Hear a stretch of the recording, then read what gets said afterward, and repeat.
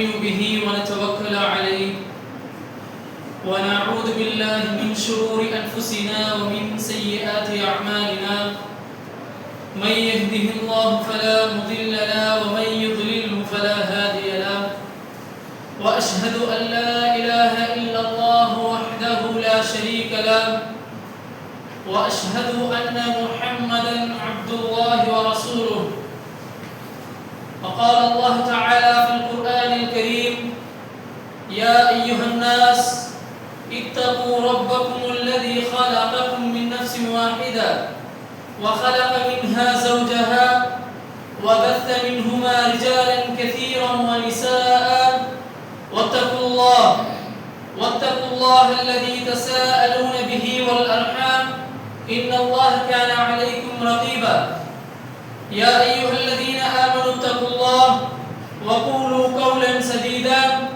يصلح لكم أعمالكم ويغفر لكم ذنوبكم ومن يطع الله ورسوله فقد فاز فوزا عظيما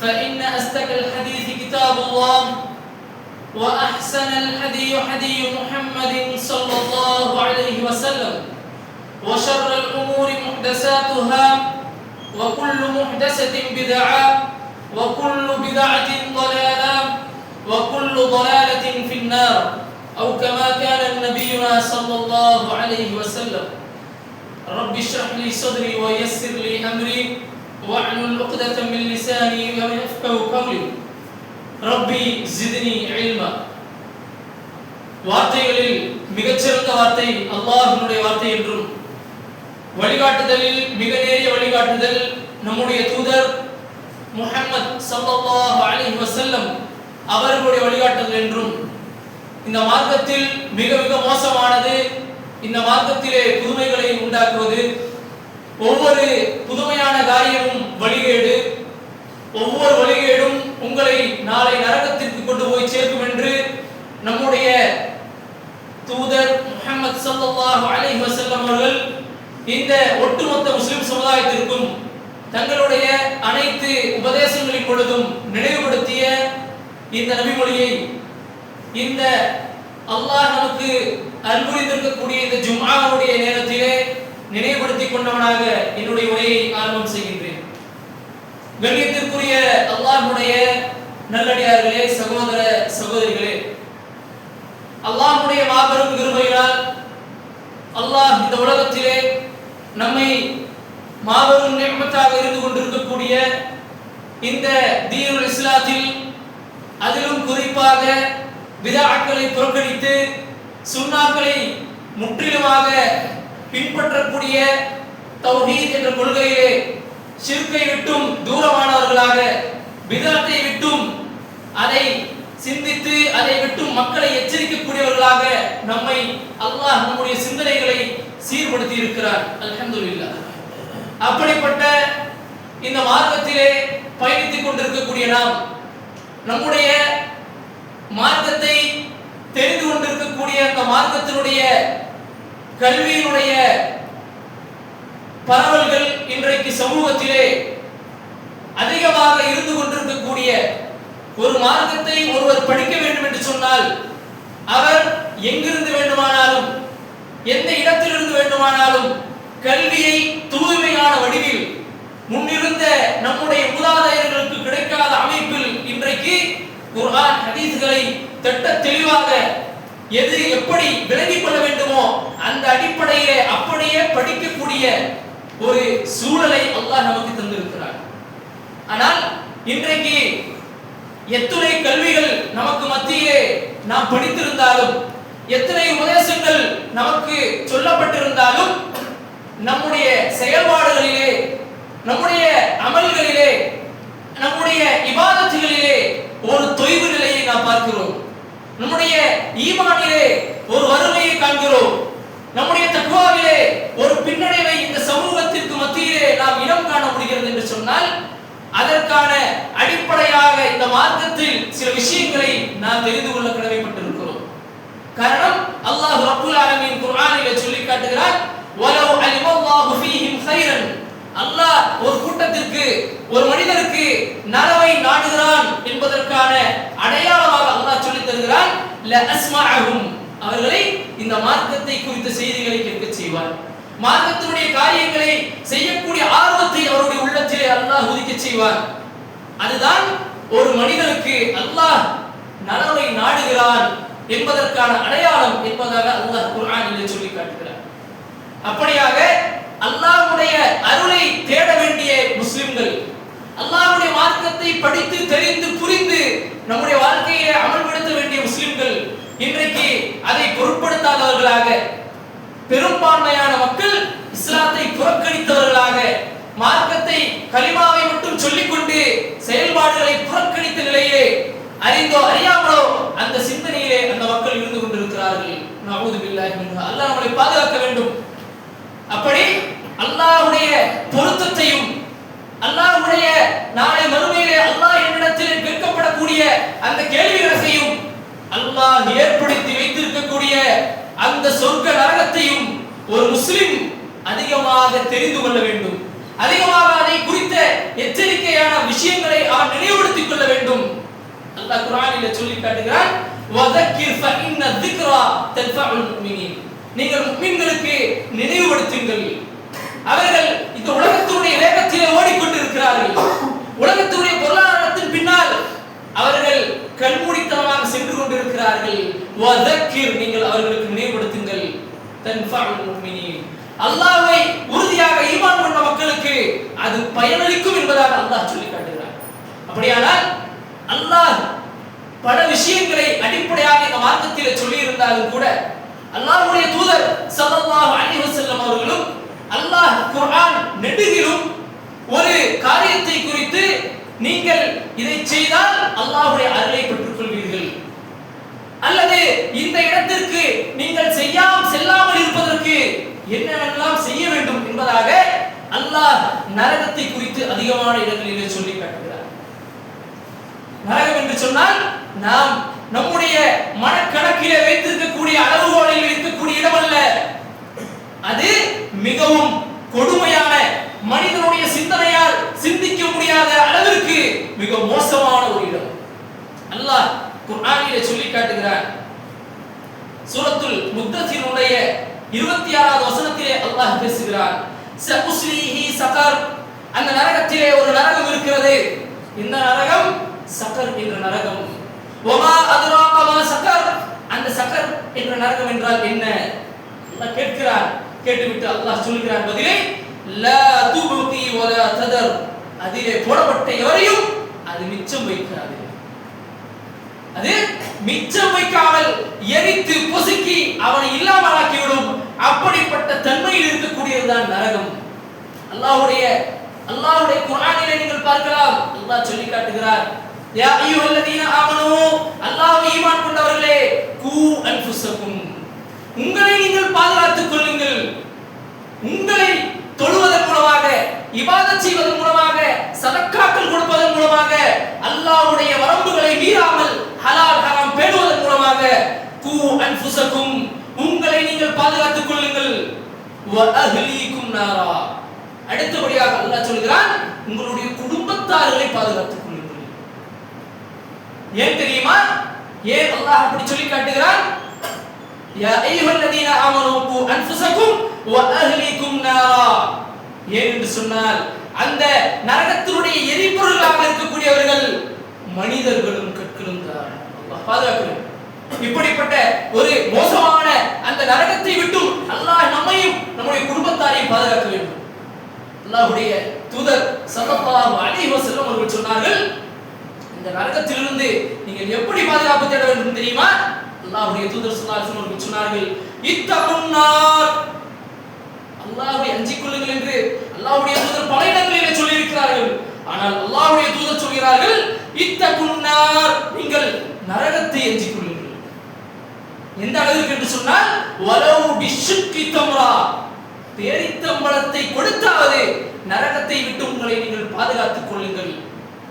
அந்த அளவிற்கு எதுவுமே இல்லை என்று சொன்னால், பலம் யஜிது, பேரித்தம்பழம் கூட உங்களிடத்திலே நீங்கள் இல்லை என்று சொன்னால், நீங்கள் அதை கூட பொருளாதாரம் பின்னடைவில் இருக்கிறீர்கள் என்று சொன்னால், ஃபபிகலிமத்தின் தொய்யிபா, நீங்கள் அழகான வார்த்தையை மக்களுக்கு மத்தியிலே பயன்படுத்தி அதன் மூலமாக அதை கொண்டாவது நரகத்திலிருந்து உங்களை நீங்கள் பாதுகாத்துக் கொள்ளுங்கள், அதுவும் சதக்காதான் என்று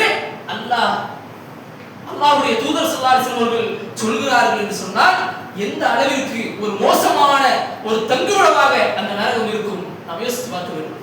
அல்லாஹ் மேலும் இதே சூரத்துல் முத்தஸினுடைய அடுத்து இறுதி வசனங்களிலே அல்லாஹ் சொல்லி காட்டுகிறான், நாளை வறுமையிலே நரகத்திலே போடப்பட்டதற்கு பின்னால் நரகவாசிகள் அவர்களுக்கும் சொர்க்கவாசிகளுக்கும் மத்தியிலே இருக்கக்கூடிய அந்த திரையை அல்லாஹ் நீக்கி விடுவார். நீக்குவதற்கு பின்னால் நரகவாசிகள் சொர்க்கவாசிகளை பார்த்து கேட்பார்கள், சொர்க்கவாசிகள் நரகவாசிகள் சொர்க்கவாசிகளை பார்த்து கேட்பார்கள், அன் அஃபீது அலைனா அல்மா, என்ன கேட்பார்கள்? அல்லாஹ் உங்களுக்கு பானங்களை தந்திருக்கிறானே, நீரை தந்திருக்கிறானே, அன் அஃபீது அதிலிருந்து எங்களுக்கு கொஞ்சமாவது கொடுங்கள், கொஞ்சமாவது எங்கள் மீது ஊற்றுங்கள், ஊற்றி எங்களை இந்த சொல்ல முடியாத இந்த தாகத்திலிருந்து காப்பாற்றுங்கள். அப்படிப்பட்ட ஒரு இரவாக அந்த நரகம் இருந்து கொண்டிருக்கும். மேலும் அல்லது உங்களுக்கு அல்லாஹ் கொடுத்த உணவிலே ஏதாவது கொடுத்து விடுங்கள். கொடுப்பார்களா சொர்க்கவாசிகள்? கொடுக்க மாட்டார்கள்.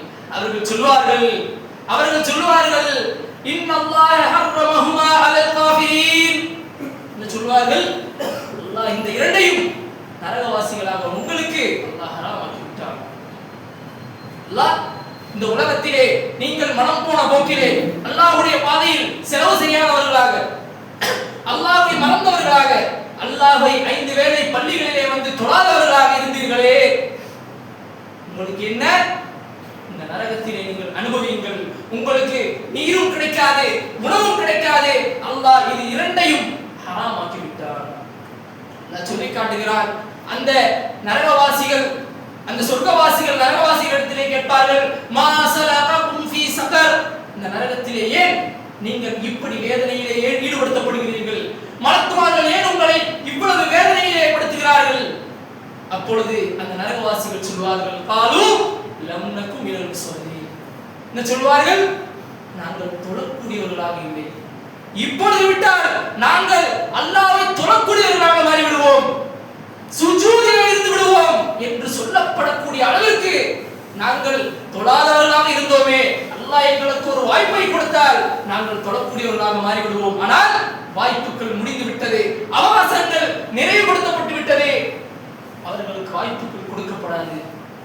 மேலும் அவர்கள் சொல்லுவார்கள், காலு லம் நகு மினல் முஸல்லீன் வ லம் நகு நுத்இமுல் மிஸ்கீன், எங்களிடத்திலே வறியவர்கள் வந்தார்கள், ஏழைகள் வந்தார்கள், தேவையுடையவர்கள் வந்தார்கள், ஆனால் நாங்கள் அவர்களுக்கு கொடுக்க மறுத்துவிட்டோம். அல்லாஹ் எங்களுக்கு கொடுத்திருந்தார், அல்லாஹ் எனக்கு தங்குவதற்கான வாய்ப்பான வசதியான வீடுகளை தந்திருந்தார், உண்பதற்கான அழகான ரிஸ்கை அல்லாஹ் நாடி இருந்தார், வாழ்வதற்கு தேவையான அனைத்து விதமான ரிஸ்கையும் அல்லாஹ் எனக்கு தந்திருந்தார். ஆனால் நாங்கள் என்ன செய்யவில்லை? வலம் நகுனு யுத்இமுல் மிஸ்கீன், நாங்கள் அவர்களுக்கு உணவளிக்கவில்லை, நாங்கள் அவர்களுக்கு உதவிக்கரம் நீட்டவில்லை. இதனால் நாங்கள் சக்கர் என்ற நரகத்திலே இருக்கிறோம். வ குன்னா நஹூது மஅல் காயிலீன், வீணான காரியத்திலே எந்த மக்கள் ஈடுபட்டார்களோ அவர்களோடு சேர்ந்து குத்துக்களிலும் கும்மாளங்களிலும் ஆபாசங்களிலும் அனாச்சாரங்களிலும் நாங்கள் ஈடுபட்டுக் கொண்டிருந்தோம். வ குன்னா நுகذிபு பியௌமித்தீன், இந்த நாளை நாங்கள் பொய்ப்படுத்தக்கூடியவர்கள் யாரோ இருக்கிறார்களோ அவர்களோடு சேர்ந்து நாங்களும் இந்த நாளை பொய்ப்படுத்திக் கொண்டிருந்தோம் என்று அந்த நரகவாசிகள் சொல்வார்கள். அப்படி என்றால் எப்படிப்பட்ட ஒரு மோசமான நிலைக்கு ஒரு மனிதன் தள்ளப்படுகிறார் அந்த நரகத்திலே. அதற்கு பின்னால் அவனுக்கு கிடைக்கக்கூடிய அதாவுகளை நாம் யோசித்து பார்க்க முடியாத அமைப்பில் அவனுக்கு அங்கே அதாவுகள் கொடுக்கப்படும். எப்படிப்பட்ட அதற்கு பாதுகாவலர்களாக யார் இருப்பார்கள்? அல்லாஹ் சொல்லி காட்டுகிறார், அலைஹா மலாயிகத்துன், அங்கே யார் இருப்பார்கள்? காவலாளிகள், மலக்குமார்கள் சுற்றிலும் நின்று கொண்டிருப்பார்கள். எப்படிப்பட்டவர்கள்? ஹிலாலுன் ஷிதாத், கடுமையான மலக்குமார்கள். நாம் பார்க்கக்கூடிய கடுமையான மனிதர்கள் இருக்கிறார்களே அவர்களை போன்றவர்கள் அல்ல. நாம் பார்க்கக்கூடிய போலீஸ்காரர்கள், மிலிட்டரி மென்களை போன்றவர்கள் அல்ல. கடுமையிலும் கடுமையானவர்கள் மலக்குமார்கள். அங்கே இருந்து கொண்டு அந்த நரகவாசிகளை அங்கே அந்த நரகத்திலே போட்டு தொழாததன் காரணமாக, ஏழைகளுக்கு உணவளிக்காததன் காரணமாக, தேவையுடையவருக்கு அவருடைய தேவையை பூர்த்தி செய்யக்கூடிய தகுதி இருந்தும் அதை புறக்கணித்ததன் காரணமாக அவர்கள் அந்த சகர் என்ற நரகத்திலே வேதனைப்படுத்தப்படுவார்கள் என்று அல்லாஹ் ரப்பல் ஆலமீன் இந்த வசனங்களில் நமக்கு எச்சரிக்கிறார் என்று சொன்னால், அல்லாஹ்வுடைய அருளை ஒரு மனிதன் தேடுகிறார் என்று சொன்னால், அல்லாஹ்வுடைய பொருத்தத்தை ஒருவர் தேடுகிறார் என்று சொன்னால், அவர் முதன்மையாக செய்ய வேண்டிய ஒரு காரியம்தான் அல்லாஹ்வுடைய பாதையிலே அதிகமாக நம்முடைய பொருளாதாரத்தை செலவு செய்வது. அதிலே அல்லாஹ்வுடைய தூதர் ஸல்லல்லாஹு அலைஹி வஸல்லம் அவர்கள் சதக்காவை எங்கிருந்து ஆரம்பிக்க சொன்னார்கள்? அல்லாஹ்வுடைய தூதர் ஸல்லல்லாஹு அலைஹி வஸல்லம் சொன்னார்கள், உங்களுடைய உறவினர்களுக்கு மத்தியிலே நீங்கள் சதக்கத்தை என்ன செய்யுங்கள்? தர்மம் செய்யக்கூடியவர்களாக இருங்கள். இன்றைக்கு சதக்காவை பொறுத்தமட்டிலே நமக்கு மத்தியிலே ஒரு மனநிலை இருந்து கொண்டிருக்கிறது. எப்படிப்பட்ட மனநிலை என்று சொன்னால், செல்வந்தர்கள் மட்டும் சதக்கா கொடுத்துக் கொள்ளலாம், அல்லது யார் நியத்து வைத்திருக்கிறார்களோ அவர்கள் கொடுத்தால் போதுமானது என்று நாம் எண்ணிக்கொண்டிருக்கிறோம். ஆனால் அல்லாஹ்வுடைய தூதர் ஸல்லல்லாஹு அலைஹி வஸல்லம் அவர்கள் முன் சென்ற நபிமொழியை சொன்னது போல, ஒரு பேரித்தம் பழத்தையாவது கொடுத்து நீங்கள் நரகத்தை விட்டு பாதுகாப்பு தேடிக் கொள்ளுங்கள் என்று அல்லாஹ்வுடைய தூதர் ஸல்லல்லாஹு அலைஹி வஸல்லம் சொன்னார்கள். அப்பொழுது சஹாபாக்கள் கேட்கிறார்கள், யா ரசூலல்லாஹ், ஒருவருக்கு பேரித்தம் பழமும் இல்லை, சதக்கா செய்வதற்கான பொருளாதாரம் கிடைக்கப்பெறவில்லை, ஏழ்மையிலே இருந்து கொண்டிருக்கிறார். நாம் சொல்வதை போல பணக்காரர் அல்ல, ஏழையாக இருந்து கொண்டிருக்கிறார், அன்றாடம் வயிற்சியாக வாழ்ந்து கொண்டிருக்கிறார். இவருடைய நிலைமை பற்றி அல்லாஹ்வுடைய தூதர் ஸல்லல்லாஹு அலைஹி வஸல்லம் இடத்திலே நபி தோழர்கள் கேட்டார்கள். அப்பொழுது அல்லாஹ்வின் தூதர் ஸல்லல்லாஹு அலைஹி வஸல்லம் சொன்னார்கள், அவர் கடை வீதிக்கு சென்று உழைத்து சம்பாதித்து பொருளீட்டி அதை கொண்டு அவர் சதக்கா செய்ய வேண்டும். இப்படி பொருளாதாரம் அவரிடத்திலே இல்லை, அவர் அவருக்கான ஒரு தொழிலை தேடி ஒரு வேலையை செய்து கடை வீதிகளுக்கு சென்று அந்த வேலைகளை செய்தாவது அவர் சதக்காவை நிறைவேற்ற வேண்டும் என்று அல்லாஹ்வுடைய தூதர் ஸல்லல்லாஹு அலைஹி வஸல்லம் சொன்னார். சஹாபாக்கள் கேட்கிறார்கள், யா ரசூலல்லாஹ், அதை செய்வதற்கும் தகுதி இல்லாதவராக இருக்கிறார், கால் இல்லாதவராக கை இல்லாதவராக அவர் இருந்து கொண்டிருக்கிறார் என்று சொன்னால் அவர் என்ன செய்ய வேண்டும்? எப்படி அவர் சதக்கா கொடுக்க வேண்டும்? அல்லாஹ்வின் தூதர் ஸல்லல்லாஹு அலைஹி வஸல்லம் சொன்னார்கள், அவர் தீமையை தடுக்கட்டும், நன்மையை ஏவட்டும் என்று அல்லாஹ்வுடைய தூதர் ஸல்லல்லாஹு அலைஹி வஸல்லம் யாராக இருந்தாலும், அவர் ஏழையாக இருந்தாலும் சரி, பணக்காரராக இருந்தாலும் சரி, ஜக்காத்திற்கு அதனுடைய நிசாபை தகுதி அடைந்தவராக இருந்தாலும் சரி, அடையாதவராக இருந்தாலும் சரி, அனைவரும் சதக்கா கொடுப்பது என்பது இந்த மார்க்கத்தினுடைய அடிப்படையாக இருந்து கொண்டிருக்கிறது என்று அல்லாஹ்வின் தூதர் ஸல்லல்லாஹு அலைஹி வஸல்லம் சொன்னார்கள் என்ற செய்தியை நாம் பார்த்துக் கொண்டிருக்கிறோம். அப்படி என்று சொன்னால், இன்றைக்கு என்னுடைய வாழ்க்கையிலே நான் பொருளீட்டக்கூடியவனாக இருக்கிறேன், அல்லாஹ் எனக்கு எல்லா வழிகளிலிருந்தும் ரிஸ்கை தந்து கொண்டிருக்கிறார், அல்லாஹ் எனக்கு எல்லா விதமான அருட்செல்வங்களையும் தந்து கொண்டிருக்கிறார். ஆனால் நான் எந்த அளவிற்கு சதக்கா செய்யக்கூடியவனாக இருக்கிறேன்? ஜகாத்துடைய தகுதியை பெற்றும் ஜகாத்தை சரியான அடிப்படையிலே நிறைவேற்றக்கூடியவர்களாக இன்றைக்கு சமூகத்திலே பல முஸ்லிம்களை காண முடிவதில்லை. கேட்டால் காரணங்களை சொல்லிக்கொண்டு பல அவர்களுக்கான சாக்குமோக்குகளை காரணங்களாக காட்டிக்கொண்டு அல்லாஹ்வுடைய வரம்புகளை அவர்கள் மீறி கொண்டிருக்கிறார்கள்.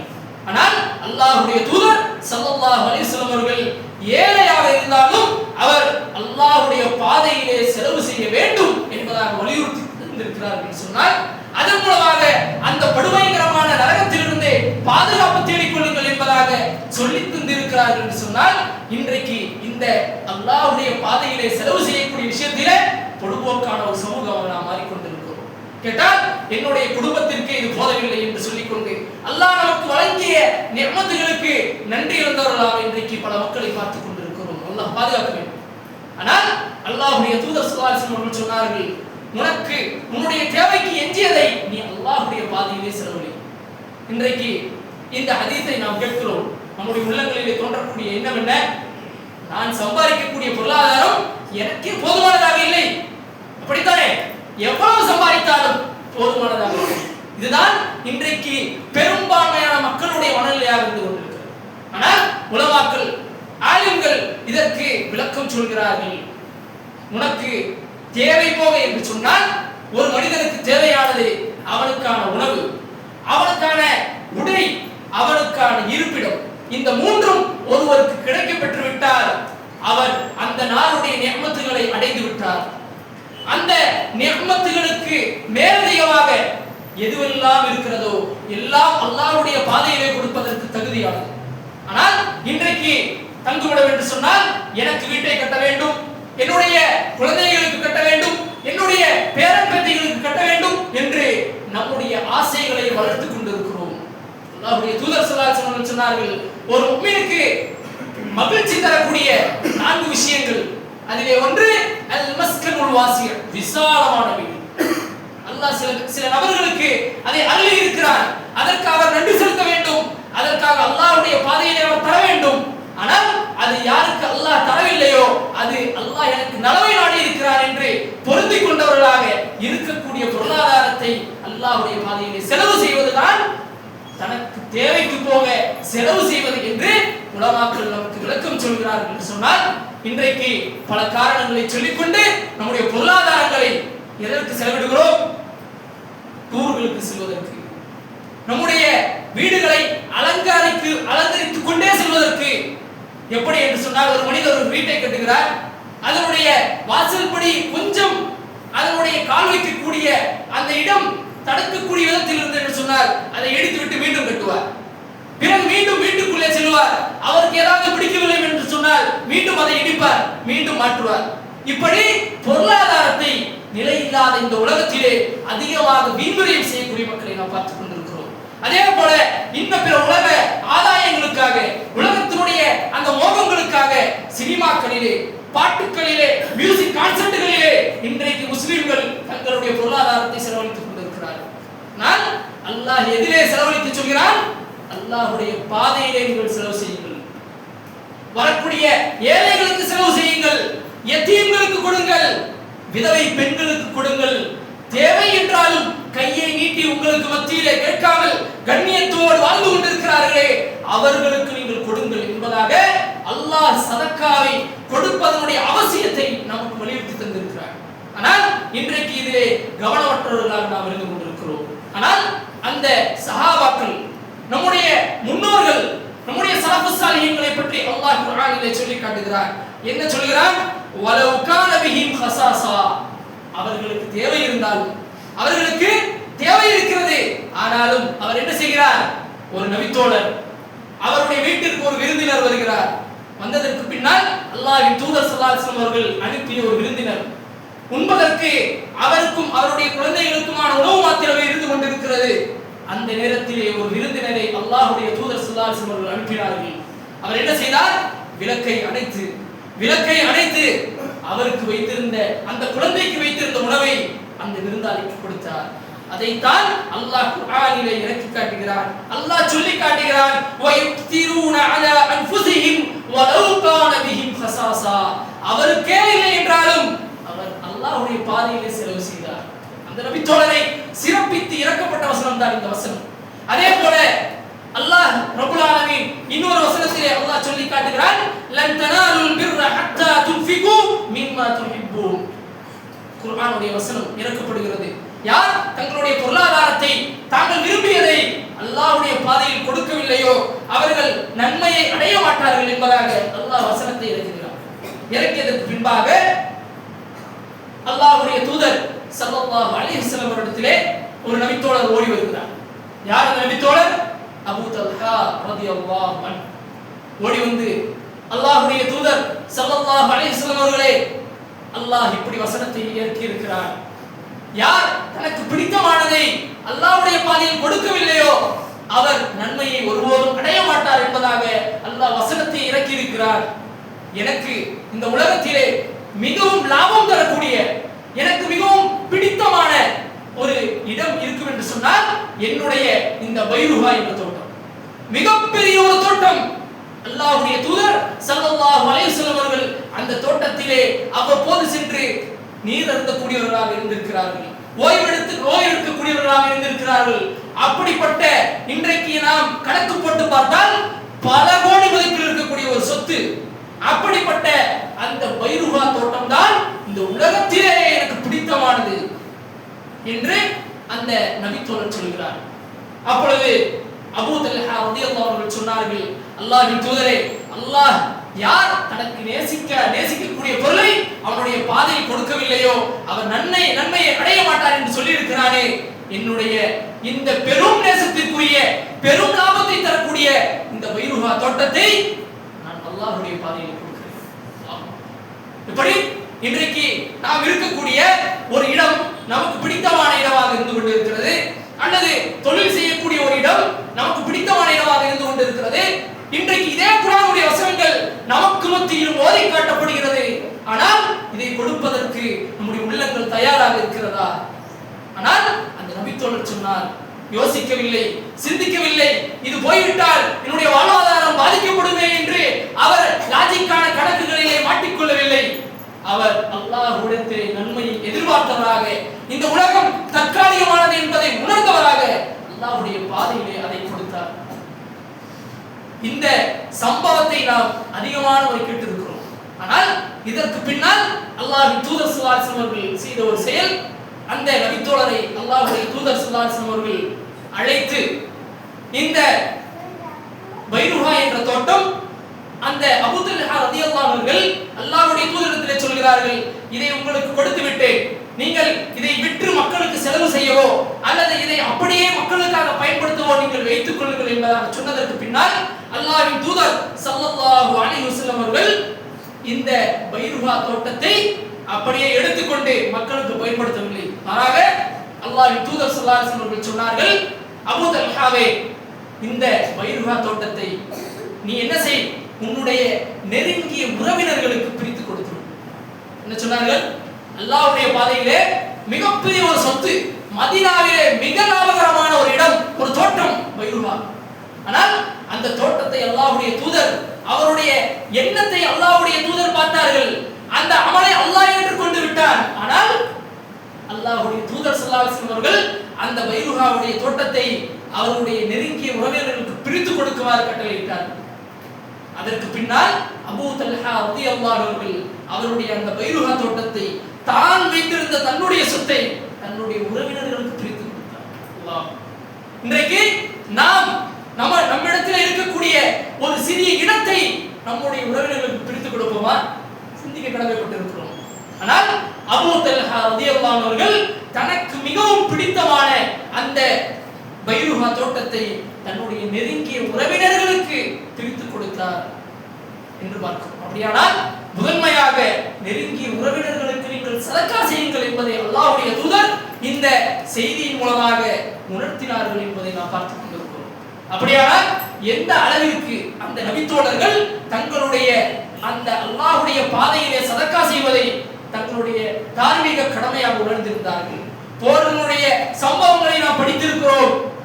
என்ன சம்பவங்கள்? அல்லாஹ்வுடைய தூதர் போருக்கான அந்த பொருளாதாரத்தை கேட்கிறார்கள். உமர் ரலியல்லாஹு அவர்கள் கொண்டு வருகிறார்கள். கேட்கிறார்கள், எவ்வளவு கொண்டு வந்தீர்கள்? யா அல்லாஹ், யா ரசூலுல்லாஹ், என்னுடைய வீட்டிலே பாதியை கொண்டு வந்து விட்டேன், பாதியை இந்த போரினுடைய செலவிற்காக கொண்டு வந்து விட்டேன். அதற்கு பின்னால் அபூபக்கர் சித்தீக் ரலியல்லாஹு அவர்கள் வருகிறார்கள். அவரிடத்திலே கேட்கப்படுகிறது. அப்பொழுது அபூபக்கர் சித்தீக் ரலியல்லாஹு அவர்கள் சொன்னார்கள், அல்லாஹ்வையும் அவருடைய தூதரையும் வீட்டிலே விட்டுவிட்டு எல்லாவற்றையும் நான் கொண்டு வந்து விட்டேன் அல்லாஹ்வுடைய தூதரே. மிகப்பெரிய ஒரு செல்வந்தர் அபூபக்கர் சித்தீக் ரலியல்லாஹு அவர்கள். ஒட்டுமொத்த இந்த முஸ்லிம் சமூகத்தினுடைய ஈமானை ஒரு தட்டிலும், அந்த அபூபக்கர் சித்தீக் ரலியல்லாஹு அன்ஹுடைய ஈமானை ஒரு தட்டிலும் வைத்தாலும் யாருடைய ஈமான் கடக்குமோ அப்படிப்பட்ட ஒரு நபித்தோழர். எந்த நபித்தோழர் அல்லாஹ் சொர்க்கத்திற்கு நன்மாராயம் கூறப்பட்டார்களோ அப்படிப்பட்ட ஒரு நபித்தோழர் என்ன செய்தார்கள்? எனக்கு சொர்க்கத்திற்கு சுபச்சுவரம் சொல்லப்பட்டு விட்டது, அல்லது நான் மிகப்பெரிய ஒரு ஈமானிலே வலுப்பற்றவனாக இருக்கிறேன் என்று சதக்காவை நிறுத்தவில்லை. மாறாக அல்லாஹ்வையும் அவனுடைய தூதரையும் மட்டுமே வீட்டிலே விட்டு வந்திருக்கிறேன், மீதி அனைவற்றையும் இந்த மார்க்கத்தினுடைய பாதையிலே கொடுத்து விட்டேன் என்பதாக அபூபக்கர் சித்தீக் ரலியல்லாஹு அவர்கள் சொன்னார்கள் என்ற செய்தியை பார்த்தோம். அப்படியானால் நம்முடைய பொருளாதாரத்தை எதிலே செலவுபடுத்திக் கொண்டிருக்கிறோம்? யாருக்காக கொடுத்து கொண்டிருக்கிறோம்? நல்ல அமல்களிலே எந்த அளவிற்கு என்னுடைய பொருளாதாரம் செலவிடப்பட்டுக் கொண்டிருக்கிறது? நாம் மாதாந்திர பட்ஜெட்டுகளை போட்டுக்கொண்டு வாழ்ந்து கொண்டிருக்கிறோம். அந்த மாதாந்திர பட்ஜெட்டிலே எவ்வளவு ரூபாய் அல்லாஹ்வுடைய பாதையிலே நான் கொடுத்து கொண்டிருக்கிறேன்? வெளிப்படையாகவோ மறைமுகமாகவோ எப்படியாவது ஒரு வழியில் என்னுடைய கையில் இருந்து எனக்கு அல்லாஹ் கொடுத்த ரிஸ்கில் இருந்து சதக்கா செய்யக்கூடிய ஒரு சிந்தனை என்னிடத்தில் இருக்கிறதா? இந்த நபித்தோழர்களுடைய வழிமுறையை பின்பற்றக்கூடியவன் என்று நான் பறைசாற்றிக் கொண்டிருக்கிறேனே, அதை முழுமையாக செய்யக்கூடியவனாக நான் இருக்கிறேனா? அல்லாஹ் சொன்ன இந்த தர்மத்தை கொண்டு நரகத்தை விட்டு பாதுகாப்பு தேடக்கூடிய ஒரு அச்ச உணர்வு நமக்கு மத்தியில் இருக்கிறதா என்ற சிந்தனையை நம்முடைய உள்ளத்திலே அதிகமாக கொண்டு வந்து இந்த தேவையுடைய மக்களுக்கு அல்லாஹ்வுடைய பாதையிலே எந்தெந்த வழிகளில் கொடுக்க முடியுமோ அனைத்து வழிகளிலும் நம்முடைய சதக்காவை நாம் மரணிக்கக்கூடிய அந்த காலம் வரை கொடுக்கக்கூடிய நல்பாக்கியத்தை, நல்ல ஒரு பொருளாதார அபிவிருத்தியை, நல்ல ஒரு உடல் ஆரோக்கியத்தை வல்ல ரஹ்மான் உங்களுக்கும் எனக்கும் தந்தல் புரிந்து அந்த சதக்காக்களின் மூலமாக நாளை அந்த நரகத்தை விட்டு பாதுகாப்பு பெற்றவர்களாக ஜன்னத்துல் ஃபிர்தௌஸிலே நுழையக்கூடிய வாக்கியத்தை வல்ல ரஹ்மான் உங்களுக்கும் எனக்கும் தந்தல் புரிவானாக என்று கூறி என்னுடைய முதலாவது உரையை நிறைவு செய்கிறேன். வாஃபு தஅவானா அல்ஹம்துலில்லாஹி ரப்பில் ஆலமீன்.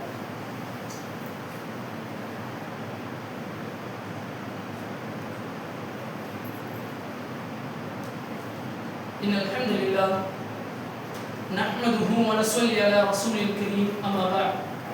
கணியத்திற்குரிய அல்லாஹ்வுடைய நல்லடியார்களே, ஜும்ஆவுடைய முதல் முறையிலே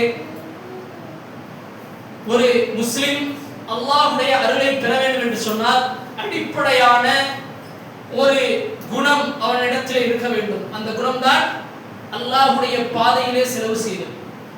அது குறைவான விகிதாச்சாரத்தில் இருந்தாலும் அல்லது நிறைவான விகிதாச்சாரத்தில் இருந்தாலும் அல்லாஹ் நம்முடைய எண்ணங்களை பார்த்துக் கொண்டிருக்கிறார். ஒரு பல லட்சம் இருக்கக்கூடிய ஒரு மனிதர் அவர் பல லட்சங்களை கொடுப்பதற்கும், சில ரூபாய்கள் இருக்கக்கூடிய சில நூறுகள் இருக்கக்கூடிய ஒரு மனிதர் அதிலிருந்து சில நூறுகளை கொடுப்பதற்கும் அல்லாஹ்விடத்திலே மிகப்பெரிய ஒரு வித்தியாசம் கூலியிலே இருந்து கொண்டிருக்கிறது. அதனால்தான் அல்லாஹ்வுடைய தூதர் ஸல்லல்லாஹு அலைஹி வஸல்லம் அவர்கள் ஒவ்வொரு இபாதத்திலும் இக்லாஸை முன்னிலைப்படுத்தி தந்திருக்கிறார்கள்.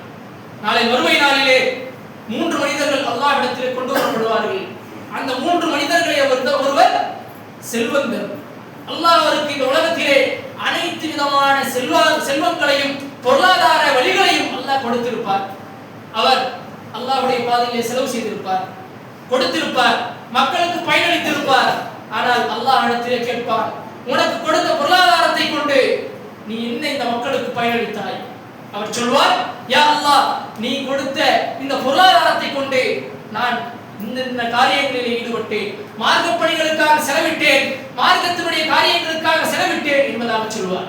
ஆனால் அல்லாஹ் சொல்வார், கதப்த, நீ பொய்யுரைத்து விட்டாய். மாறாக மக்கள் உன்னை மிகப்பெரிய ஒரு தர்மகர்த்தா என்று சொல்ல வேண்டும், உன்னை மிகப்பெரிய ஜரீஉன் கொடையாளி என்று பறைசாற்ற வேண்டும், உன்னை புகழ வேண்டும் என்பதற்காக அந்த சதக்காவிலே இக்லாஸ் இல்லாமல் நீ செய்து கொண்டிருந்தாய். மக்கள் உன்னை புகழ வேண்டும் என்ற ஒரு முகஸ்துதிக்காக அதை நீ செய்து கொண்டிருந்தாய்.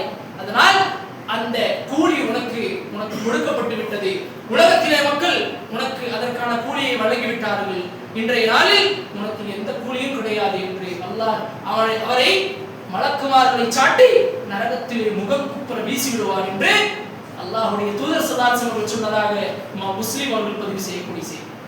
அப்படியானால் நம்முடைய சதக்காவுடைய அளவுகள் எவ்வளவு குறைவாக இருந்தாலும், நமக்கு எவ்வளவு முடியுமோ அந்த அளவிற்கு நாம் சதக்கா கொடுக்கக்கூடியவர்களாக இருந்தாலும் அதிலே அடிப்படையாக இக்லாஸ் இருந்து கொண்டிருக்க வேண்டும். அப்படிப்பட்ட ஒரு தர்மத்தை இன்றைய தினம் நம்மை நாடி கோயம்புத்தூரில் இருக்கக்கூடிய அந்த மஸ்ஜித் மனார் என்று சொல்லக்கூடிய ஒரு பள்ளிவாசல் கடந்த 5 வருடங்களுக்கு மேலாக கோயம்புத்தூரினுடைய மிக முக்கியமான ஒரு பகுதியிலே ஒரு வாடகை இடத்திலே இயங்கிக் கொண்டிருக்கிறது. அந்த பகுதி எப்படிப்பட்ட பகுதி என்று சொன்னால், இன்றைக்கு அல்ஹம்துலில்லாஹ் நமக்கெல்லாம் தௌஹீதுடைய ஒளி கிடைத்திருக்கிறது. தௌஹீதுடைய வெளிச்சத்திலே நாம் வாழ்ந்து கொண்டிருக்கிறோம். ஆனால் தௌஹீதினுடைய ஒளி படாத அளவிற்கான ஒரு இடம், ஷிர்கினுடைய கூடாரங்களாக இருந்து கொண்டிருக்கக்கூடிய இடங்கள், பிதஅத்தினுடைய பீடங்களாக இருந்து கொண்டிருக்கக்கூடிய ஒரு இடம், அந்த இடத்திலே ஒரு மக்களுக்கான தௌஹீதுடைய ஒளி அவர்கள் மீது பட வேண்டும் என்று சொன்னால், அல்லாஹ்வை பற்றியும் அவருடைய தூதரை பற்றியும் சரியான முறையில் வருங்கால தலைமுறையை நாம் உருவாக்க வேண்டும் என்று சொன்னால் அதற்கு அல்லாஹ்வுடைய தூதர் ஸல்லல்லாஹு அலைஹி வஸல்லம் அவர்கள் வழிகாட்டிய வழிகாட்டுதல் பள்ளிகள் தான். பள்ளிகளிலே அவர்களுக்கு குர்ஆன் வகுப்புகள் மூலமாக, உபதேசங்களின் மூலமாக, மற்ற தெருமுறை பிரச்சாரங்கள் மூலமாக, பயான்களின் மூலமாகத்தான் ஒரு பள்ளியை நிறுவி அதன் மூலமாக தான் அல்லாஹ்வுடைய தூதர் ஸல்லல்லாஹு அலைஹி வஸல்லம் அவர்கள் அந்த மக்காவுடைய வெற்றியை நமக்கு காட்டி தந்திருக்கிறார்.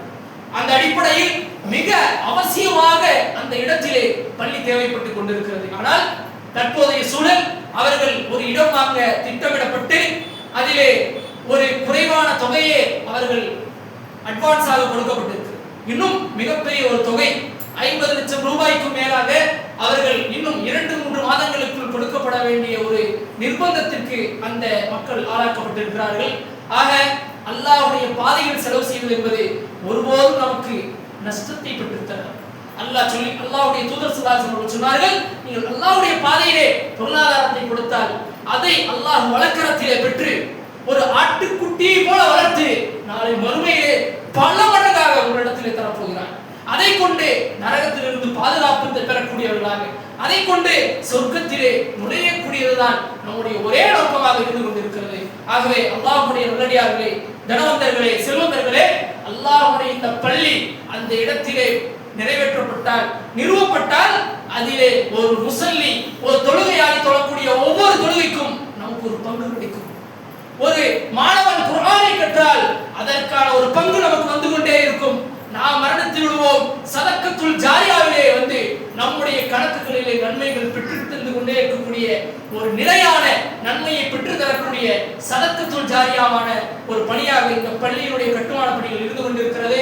அதற்கான ஒரு உதவியாக இன்றைக்கு இந்த ஜும்ஆவுடைய வசூலும் அந்த பள்ளிக்காக எடுக்கப்படுகிறது. ஆகையால் அல்லாஹ்வுடைய இந்த பணிகளுக்காக நம்முடைய பொருளாதாரத்தை அதிகமாக கொடுத்து அந்த பள்ளிவாசல் முழுமையாக நிறுவப்படுவதற்கு நம்முடைய பிரார்த்தனைகளையும் நம்முடைய பொருளாதாரங்களையும் நாம் முழுமையாக ஒத்துழைப்பு செய்யுமாறு அன்போடு கேட்டுக்கொள்கிறோம். هذا ما عندي والعلم عند الله وقولوا قولي هذا واستغفر الله لي ولكم واستعفوا عني عنكم والسلام عليكم ورحمة الله وبركاته.